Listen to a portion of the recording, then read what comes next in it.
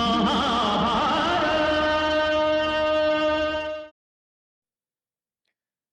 जय श्री कृष्णा गाइस। स्वागत है आप सभी का फिर से एक बार। सबसे पहले तो सॉरी, थोड़ा सा डिले हो गया। एक्चुअली मेरे अपकमिंग प्रोजेक्ट्स हैं, कुछ शॉर्ट मूवीज़ वगैरह हैं, तो उनके शूट के लिए मीटिंग्स थी, उनमें बिजी था, तो इसलिए थोड़ा सा डिले हो रहा है। तो आज की वीडियो स्टार्ट करते हैं। सबसे पहले तो जिन लोगों ने चैनल सब्सक्राइब नहीं किया है वो प्लीज़ चैनल सब्सक्राइब कर दो, और ये वीडियो अगर पसंद आए तो वीडियो लाइक कर देना। और इस वीडियो पे लाइक्स का टारगेट रखेंगे हम, only 30 likes. So I hope कि वो अचीव हो जाए। तो जो ये एपिसोड है, इसमें पहले लास्ट एपिसोड का कुछ पोर्शन है जहाँ पे अ, सत्यवती है वो भीष्म को बोलती है कि देखो, अब जो वंश चलाने वाला है कुरुवंश को वो तो रहा नहीं, मतलब क्योंकि विचित्रवीर्य की डेथ हो चुकी है उसकी सुहागरात के दिन ही। तो वो बोलती है कि अब वंश ही नहीं है रहेगा कुरुवंश, तो तुम किसकी रक्षा करोगे और किसकी सेवा करोगे? तो अपनी प्रतिज्ञा तुमने दी है, अब उस प्रतिज्ञा को ही पूरा करो, और अब मैं तुम्हें आदेश भी देती हूँ। तो बोलता है कि माते देखो, मैं तो हूँ प्रतिज्ञाबद्ध, मैं शादी नहीं कर सकता। ठीक है, इसके अलावा अगर कोई को और काम है तो आप मेरे को बता दो, क्योंकि ये प्रतिज्ञा तो मैं नहीं तोड़ सकता। तो इतने में दासराज आता है और बोलता है ये प्रतिज्ञा मैंने तुमसे ली थी, मतलब तुमसे मैंने ली थी, और तुम्हें मैं इस प्रतिज्ञा से अब फ्री कर रहा हूँ। तो बीच में बोलते हैं कि देखो, प्रतिज्ञा मैंने ले ली, अब ये प्रतिज्ञा मेरे मरने के बाद ही छूटेगी। मतलब या प्रतिज्ञा भी अगर टूटती है ना, मैं इसको छोड़ता हूँ, तो ये मेरे प्राण के बाद ही छूटेगी। जीते जी तो मैं ये प्रतिज्ञा नहीं तोड़ूंगा। तो वो बोलती है कि अगर ऐसा है तो फिर तुम एक काम करो, महर्षि वेदव्यास के पास जाओ, उन्होंने बुला बुला के लेके आओ। तो भीष्म पूछते हैं कि ऋषि वेदव्यास के पास ऐसा क्या है कि मतलब जो आपकी ये जो प्रश्न है वो कैसे मदद कर सकते हैं? तो सत्यवती बोलती है ये तुम्हें वहां जाने के बाद ही पता लगेगा, तो तुम्हें उनसे ही मिलना पड़ेगा और इस बात का जवाब भी वही देंगे। तो ऋषि वेदव्यास के पास वो जाते हैं। और एक चीज और गाइस, ऋषि वेदव्यास वही हैं जिन्होंने महाभारत की रचना की थी। ठीक है, देखो ऐसे समझो। अब आप लोग सोच रहे होगे ना कि यार जो बंदा खुद महाभारत में एक पार्ट है वो उस महान ग्रंथ की रचना कैसे कर सकता है?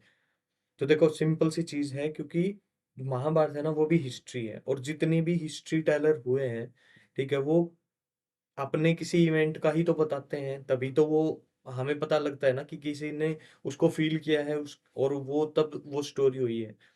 तो जो ऋषि वेद व्यास हैं वो एक्चुअली त्रिकालदर्शी हैं, उन्होंने आगे पीछे का सारा कुछ देख लिया था। और जो ये महाभारत का जो इवेंट है, जो ये लड़ाई वाला जो हुआ है सब कुछ, ठीक है, ये द्वापर युग का एंड है।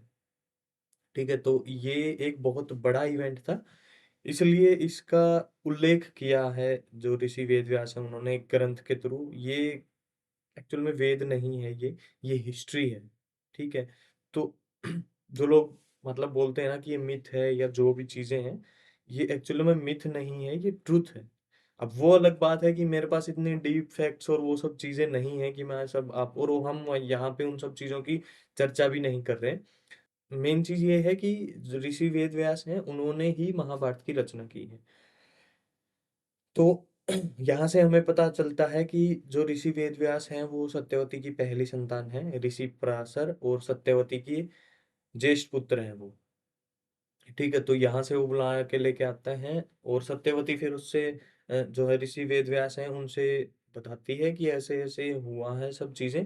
अब बताना क्या है, वैसे तो उनको सब पता है, तो वो बोलता है कि मेरे लिए क्या आदेश है माँ?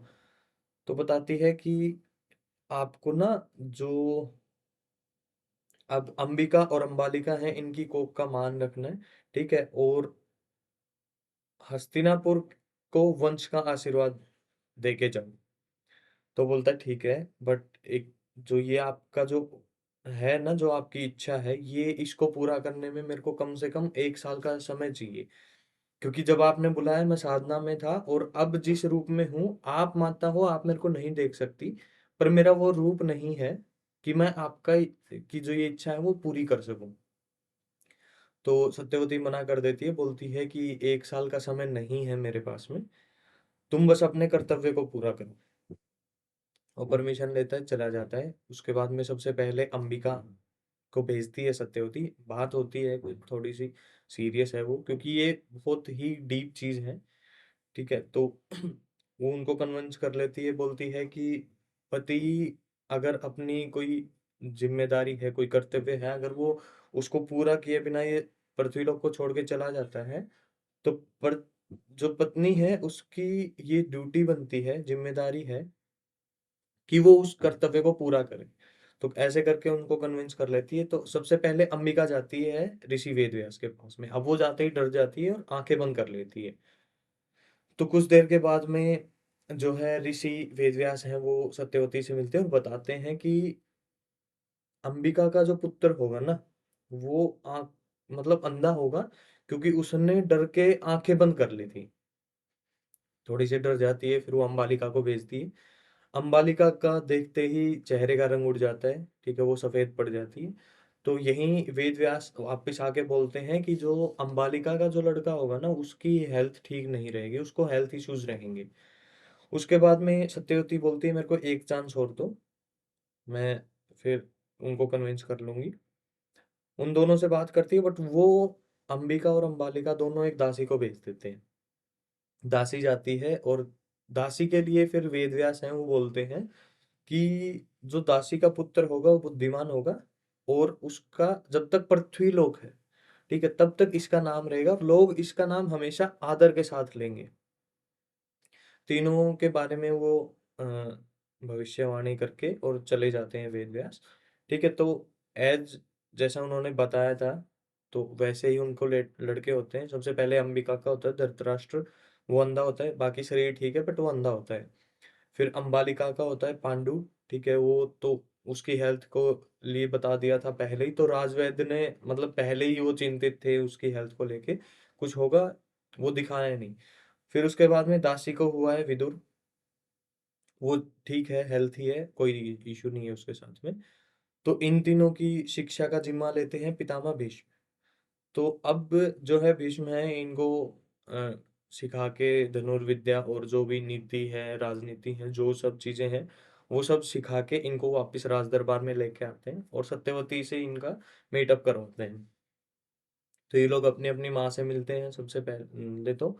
उसके बाद में इनके क्वालिटीज हैं वो बताते हैं। तो भीष्म बोलते हैं सबसे पहले धृतराष्ट्र का कि धृतराष्ट्र जो है, नहीं, वो एक्चुअली सबसे पहले पांडु का बताते हैं।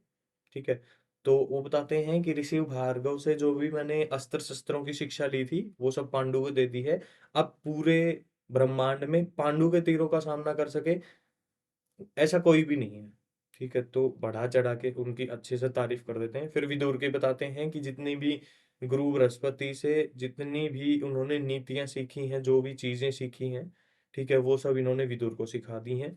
और जो धृतराष्ट्र है, वो बल में इन दोनों से ज्यादा है। वो मतलब पत्थरों को भी ऐसे हाथ से, उन्होंने तो ऐसे बोला है कि पाषाण को भी चुटकी से मसल सकता है, मतलब ये है कि वो पत्थरों को भी इजीली तोड़ सकता है।